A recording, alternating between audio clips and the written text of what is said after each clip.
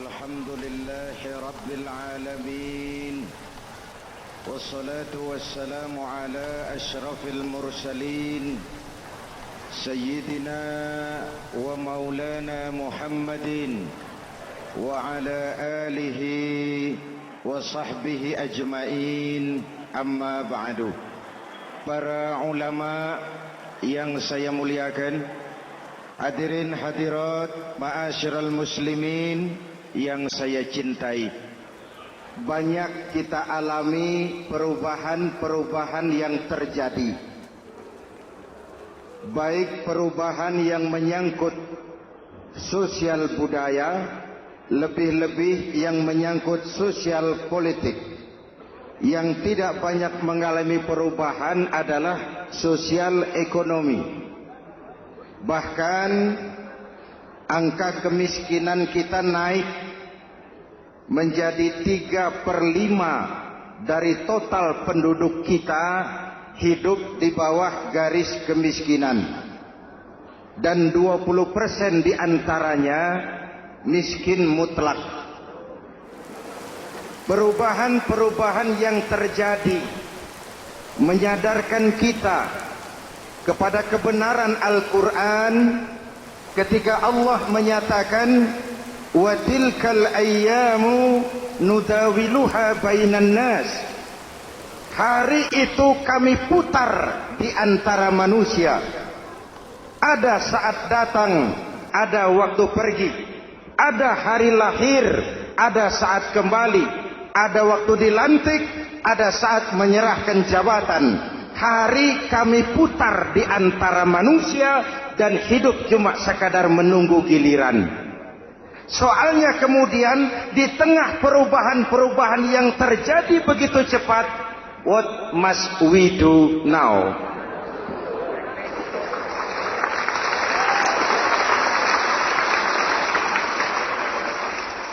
Saya juga nggak ngerti itu. Yang penting kan penampilan.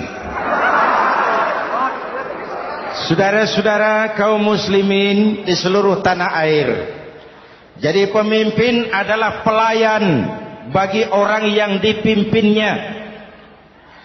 Okelah, perbaikan ekonomi, pembukaan lapangan kerja baru kita serahkan kepada pemerintah, karena kita percaya mereka orang-orang terpilih belaka yang dipilih dengan kepercayaan akan mampu membawa rakyat keluar dari kesulitan. Amin. Tugas kita sekarang di zaman susah meluruskan akidah. Jangan sampai mbah dukun yang naik ke permukaan. Betul? Islam misinya yang pertama membebaskan manusia dari kemusyrikan. 13 tahun Rasul berjuang di Makkah, menanamkan akidah, meluruskan keyakinan, membentuk iman. 13 tahun membebaskan manusia dari belenggu kemusyrikan.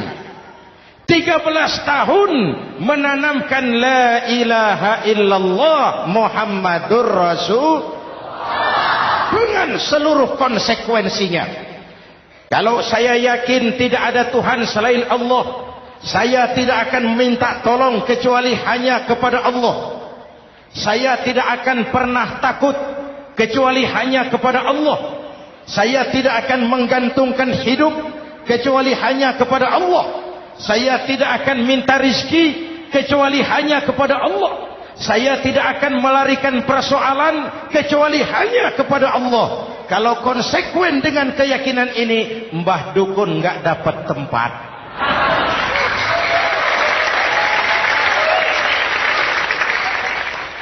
Akur? Ayo lihat secara sederhana. Saya sandaran di tiang. Tiangnya ambruk, sayanya jatuh.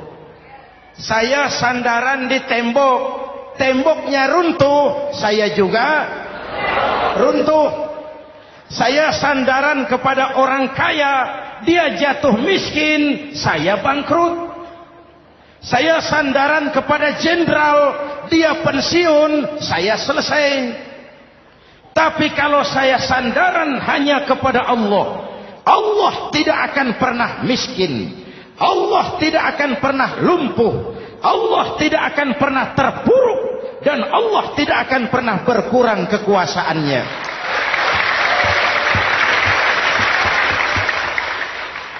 Maka umat Islam, sesulit apapun zaman yang kita hadapi, Allah juga tempat kita bersandar. Jelas? Selama ini kita iman dalam ucapan, tapi sekuler dalam perbuatan.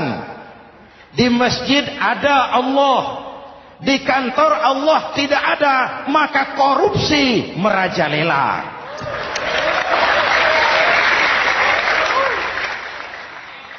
Di masjid ada Allah, di pasar Allah tidak ada, maka timbangan tetap curang. Kita iman dalam ucapan, tapi sekuler dalam perbuatan. Oleh karena itu, sesulit apapun zaman yang kita hadapi, iman jugalah pegangan kita, Allah juga tempat kita bersandar.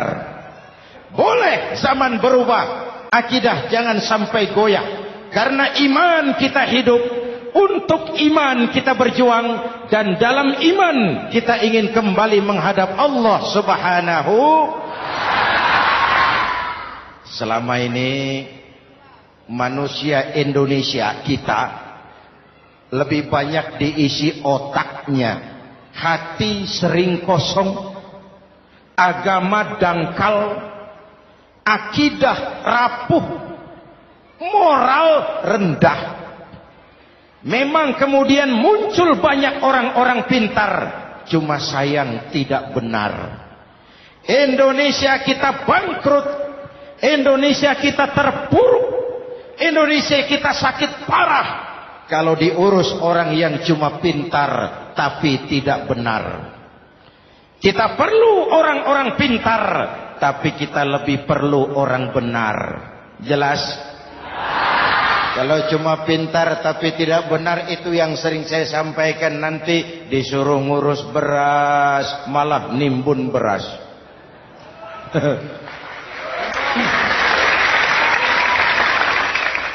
Disuruh ngurus laut malah jadi bajak laut. Disuruh ngurus hutan rame-rame jadi orang hutan. Jutaan hektar hutan Indonesia kita ini merupakan kekayaan sumber daya alam kita yang harus digunakan bagi sebesar-besar kemaslahatan rakyat. Yang disuruh ngurus hukum malah bikin hukum seperti pisau, tajam ke bawah, tumpul ke atas. Jangan heran lalu di masyarakat muncul street justice, pengadilan jalanan, sebagai refleksi dari ketidakpuasan melihat sikap hukum yang sangat berpihak. Kalau yang kecil salah, hukum cepat-cepat ditegakkan.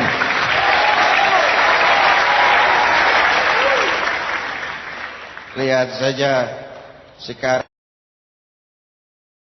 sekarang ini kalau orang terkenal banyak uang punya masalah, antri yang bela. Betul. Tapi saudara lihat si Marsinah di Jawa Timur, si Sengkon dan Karta di Jawa Barat, si Udin Bernas wartawan Jogja terseok-seok mencari keadilan, sampai hari ini urusannya masih remeng-remeng. Kenapa bisa begitu? Jawabannya sederhana, tidak ada fulus. Ada fulus mulus, tidak ada fulus manfus. Betul?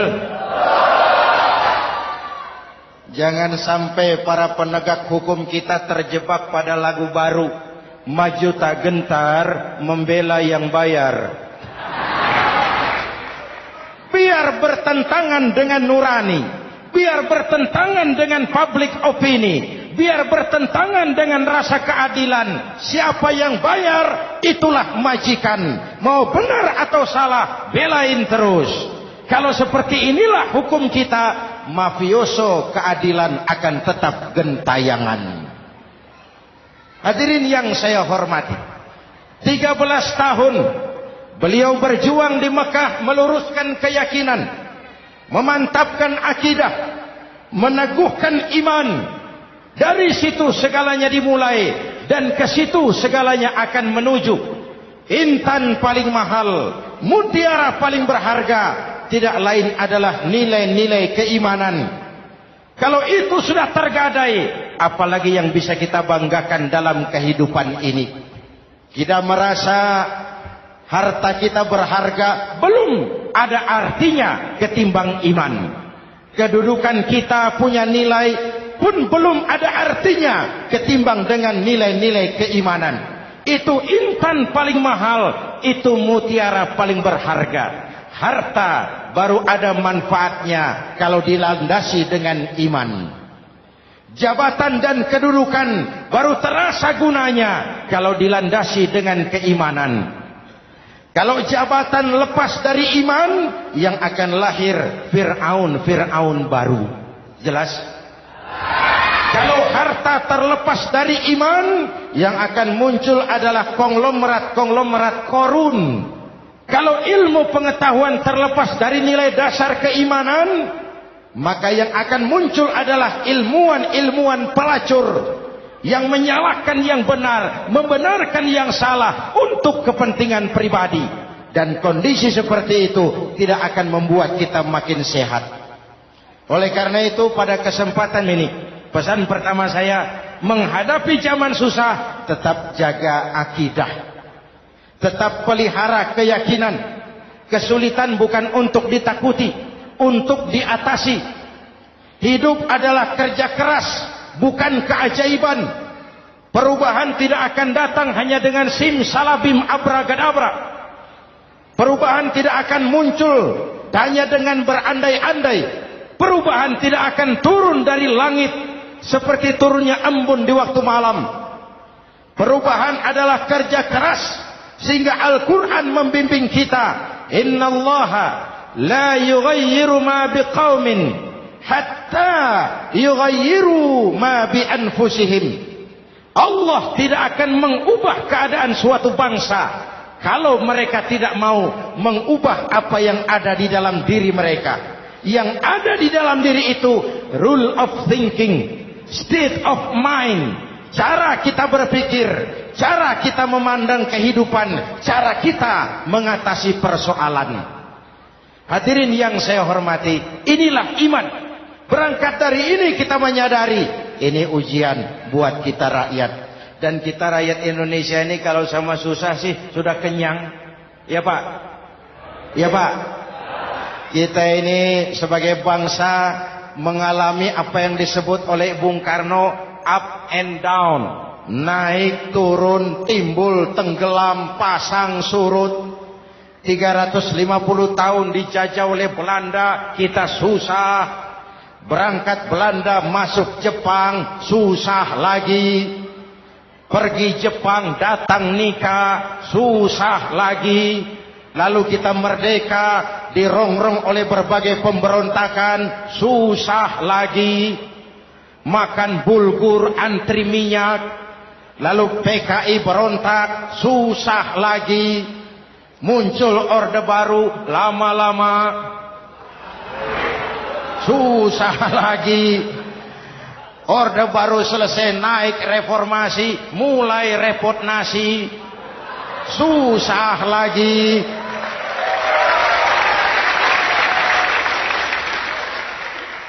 Kalau susah kita ini sudah akrab, sudah intim. Mestinya kalau sudah susah seperti itu, jangan salah sikap menyikapi kesusahan.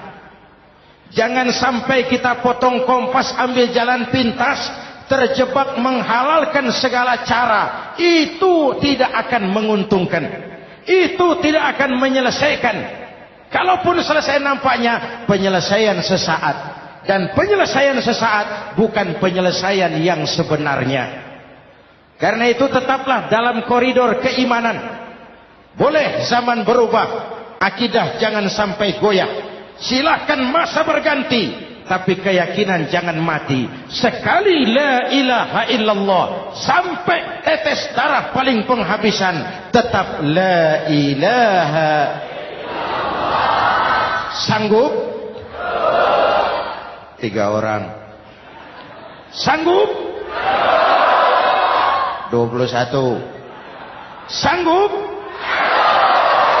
Kalau sanggup kita harus konsekuen.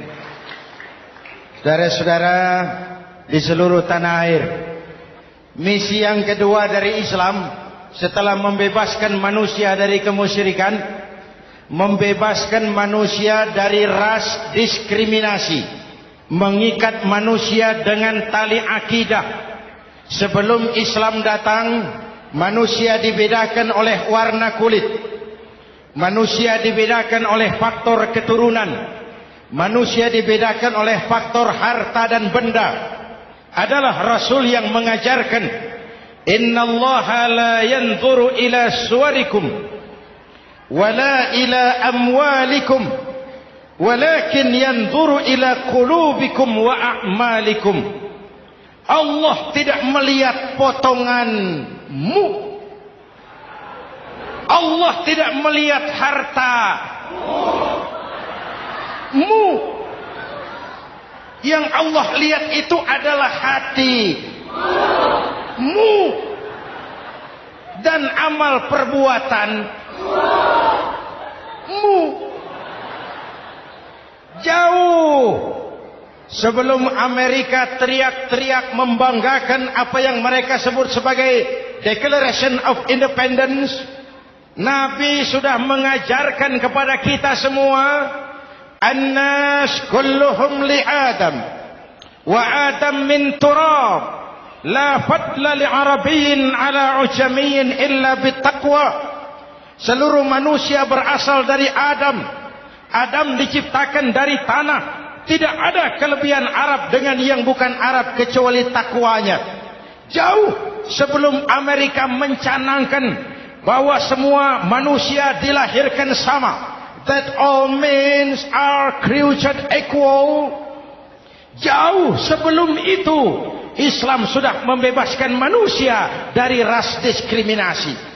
Apa dalam konteks kekinian menghadapi zaman susah tetap jaga kerukunan? Ya Pak, ya Bu, oi Bu, menghadapi zaman susah tetap jaga kerukunan, baik antar umat seagama, antar umat beragama, maupun antar umat beragama dengan pemerintah. Menjaga kerukunan, jangan saling sikat sikut di antara kita. Sebab kalau sudah rukun, saya ajak berhitung, 1 ditambah 1 sama dengan, itu matematika namanya, hasilnya pasti. Tapi angka sosial hasilnya aneh. Saya ubah jadi angka sosial. Ayo kita berhitung lagi. 1 orang takut ditambah 1 orang takut sama dengan 2 orang setengah berani. Kenapa setengah berani? Karena sudah berdua. Tadi kan takut sendiri. Kalau sama-sama takut berkumpul jadi setengah berani. Kalau ditambah 1 orang takut lagi, 1 orang takut ditambah 1 orang takut ditambah 1 orang takut sama dengan 3 orang berani. Kenapa jadi berani? Karena sudah bertiga. Kita yang lemah, kita yang marginal, kita yang dikucilkan, bahkan kita yang dilecehkan, kalau mau rukun kita akan kuat dan tidak bakal dipermainkan orang.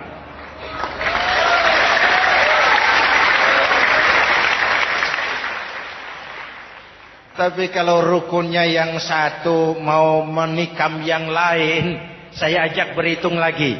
Yuk berhitung yuk. 1 ekor ayam ditambah 1 ekor musang sama dengan 1 ekor musang. Kemana ayamnya? dimakan musang. Betul nggak nih hitungan? Ayo kita hitung lagi. 1 ekor ayam ditambah 1 ekor musang sama dengan 1 ekor musang. Kemana ayamnya? Dimakan musang. Jadi kalau kita suka kumpul dengan orang yang mau makan kita, selesailah kita.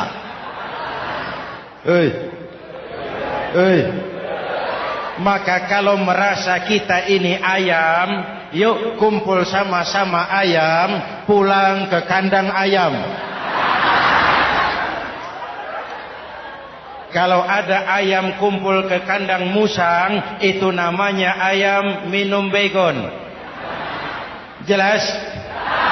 Menjaga kerukunan. Pertama, antar umat seagama, sesama muslim harus saling menjaga, harus saling memelihara. Baik dia muslim yang jadi kapolri, baik dia muslim yang jadi kasat, baik dia muslim yang jadi pengusaha, baik dia muslim yang jadi petani, nelayan, guru, semua komit menjaga semangat kebersamaan, rukun antar umat seagama. Jelas? Jelas? Hadirin yang saya hormati, atas dasar itu saya ingatkan kembali, kita semua ingin persoalan terorisme dilepaskan kaitannya dari agama manapun. Tidak ada kaitannya terorisme dengan Islam, dengan Kristen, dengan Hindu, dengan Buddha. Tidak ada kaitannya terorisme dengan pondok pesantren.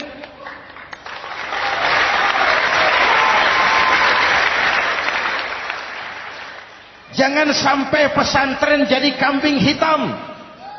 Karena sejak zaman penjajahan, pesantren sudah terbukti memberikan kontribusi bagi perjuangan memerdekakan rakyat Indonesia. Rukun antar umat seagama.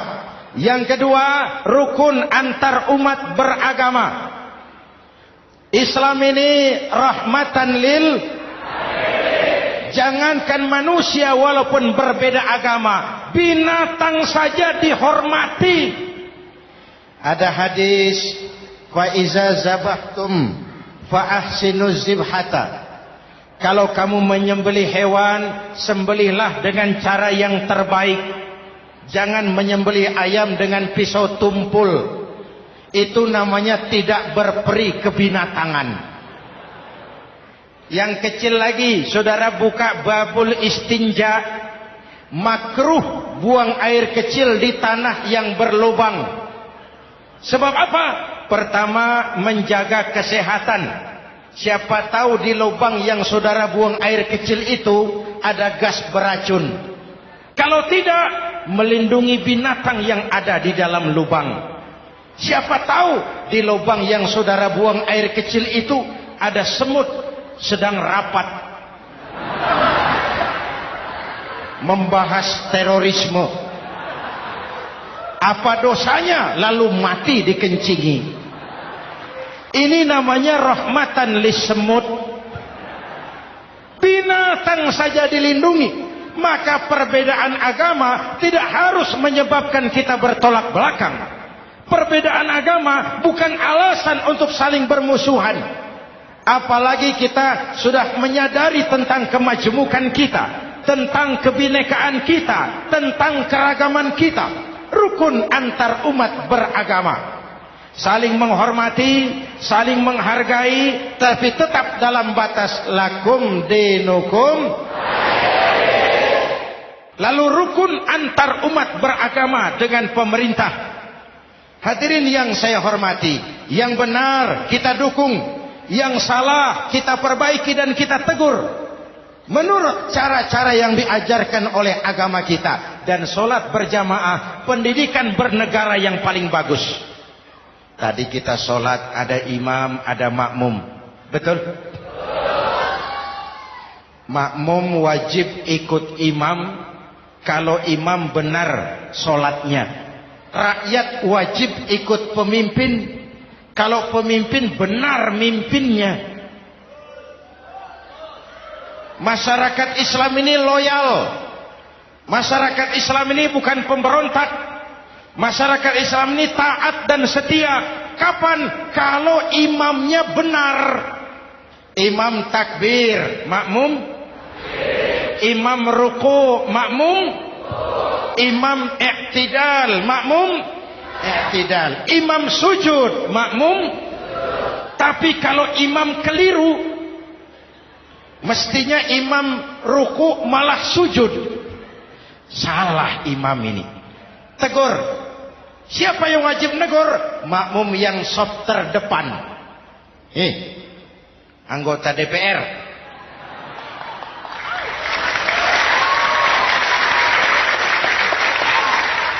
Ini wakil-wakil makmum ini. Saf di depan ini. Kalau imam keliru mereka paling tahu. Ngomong. Tegur. Bagaimana negurnya? Ada aturan main. Mestinya ruku, imam sujud. Salah ini imam. Subhanallah. Kan begitu negurnya. Betul? Tidak boleh juga imam keliru, makmum emosi. Main pegang. Weh, makmum salah. Hoi, hoi. Kacau sholat. Betul? Anggota dewan ini, saf di depan. Itu kalau imam keliru. Satu saat imam buang angin. Namanya manusia bisa buang angin toh. Apa makmum lalu berkata, demi kesetiaan saya kepada imam, imam buang angin, saya lebih keras lagi. Itu namanya fanatisme buta. Loyalitas yang goblok. Imam buang angin, minggir. Iyyaka na'budu wa iyyaka nasta'in. Sampai situ imam buang angin, minggir imam. Lalu saf yang di depan maju. Tidak usah bikin sholat baru, teruskan pekerjaan imam. Ihdinas siratal mustaqim. Teruskan. Kenapa? Kalau bikin sholat baru lagi, nanti buang angin lagi. Bikin lagi sholat. Kapan selesainya sholat? Kapan selesainya membangun negara ini? Yang penting imam tahu diri, buang angin, minggir.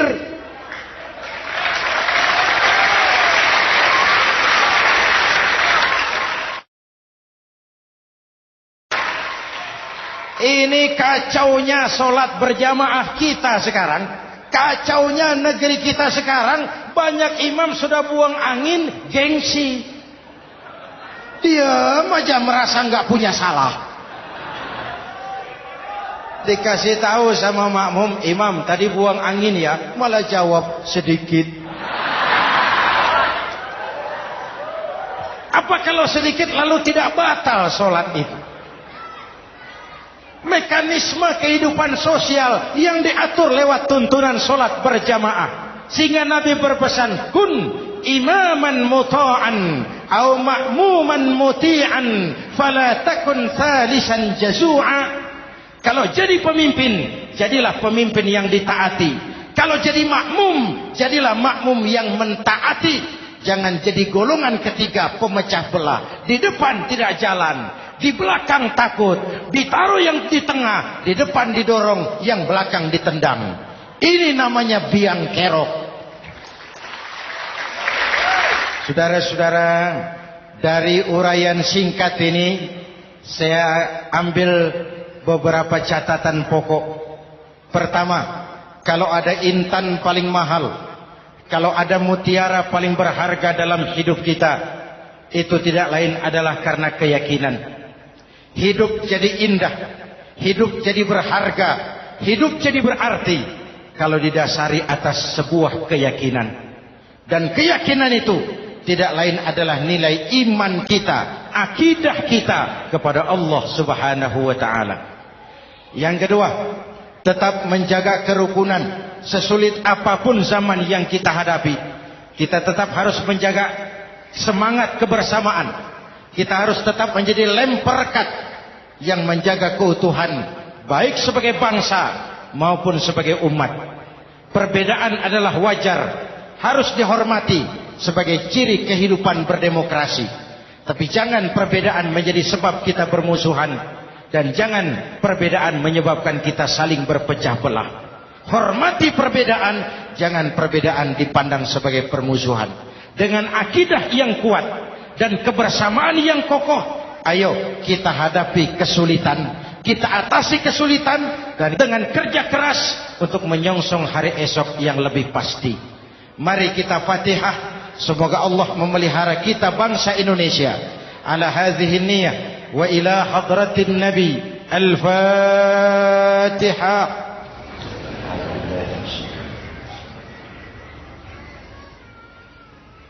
Iyyaka na'budu wa iyyaka nasta'in. Ihdinas siratal mustaqim. Siratal ladzina an'amta 'alaihim. Bismillahirrahmanirrahim. Amin. Alhamdulillah rabbil alamin. Allahumma salli wa sallim mubarak ala sayyidina Muhammadin wa ala alihi wa sahbihi ajma'in. Allahumma rabbana taqabbal minna salatana wa siyamana wa qiyamana wa takhassu'ana wa ta'abbudana wa tammim taksirana ya arhamar rahimin. Allahumma aslih man fi salahihi salahul muslimin. Allahumma ahlik man fi halakihi salahul muslimin. Allahumma rabbana la tu'akhizna in nasina aw akhtana. Rabbana wa la tahmil alaina isran kama hamaltahu ala alladhina min qablina. Rabbana wa la tuhammilna ma la taqata lana bih wa'fu 'anna waghfir lana warhamna anta maulana fansurna 'alal qaumil kafirin. Allahumma ij'alna minas su'ada'il maqbulin wa la taj'alna minal ashqiya'il mardudin. Afdalu ma qultuhu ana wan nabiyyuna min qabli la ilaha illallah.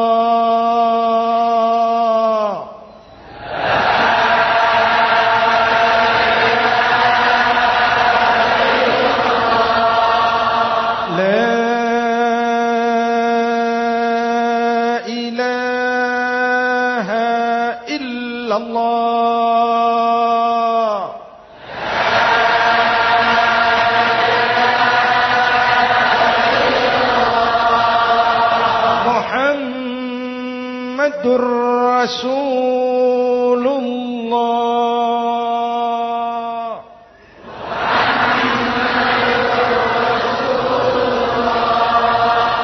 Sallallahu alaihi wa alihi wa sallam. Kalimatu haqqin 'alaiha nahya wa 'alaiha namut wa 'alaiha wa biha nub'atsu insyaallah minal aminin minal aminin minal aminin rahmatika ya arhamar rahimin. Sallallahu ala sayyidina Muhammad wa ala alihi wa sahbihi ajma'in. Ana rabbika rabbil izzati amma yasifun. Salamun alal mursalin. Walhamdulillah rabbil alamin. Jumpa lagi di lain kesempatan insyaallah. Wassalamualaikum warahmatullahi wabarakatuh.